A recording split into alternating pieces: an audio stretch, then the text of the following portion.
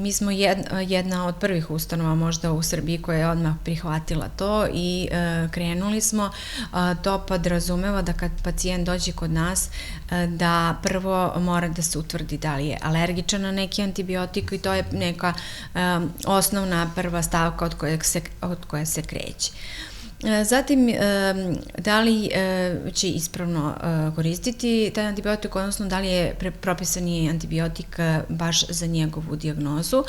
Tu naravno moraju da se poštuju nacionalni vodiči koje je izdalo naše Ministarstvo zdravlja i propisani antibiotik mora da bude u skladu sa tim.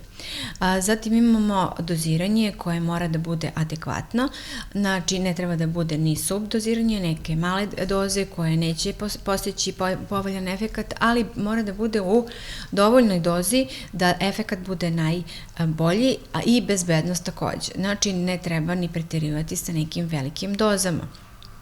Onda kada već dođemo do tog antibiotika i ispravnosti propisivanja, onda se malo priča na temu da li postoji neka interakcija, da li taj naš pacijent boluje od neke bolesti, da li koristi neke druge lekove, pa se onda tu malo razmotri ta situacija. Pored tih interakcija koje mogu da budu sa drugim lekovima, moguće su interakcije sa hranom i alkoholom.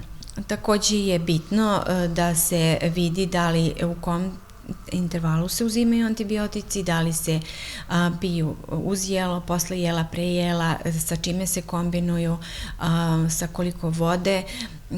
Onda se obrati pažnja na to da li možda ti antibiotici imaju fotosenzibilni efekat, odnosno potrebna je zaštita i odnosno neizlaganje suncu i kombinacije sa alkoholom gde za neke možda čak i nema nekih štetnih interakcija,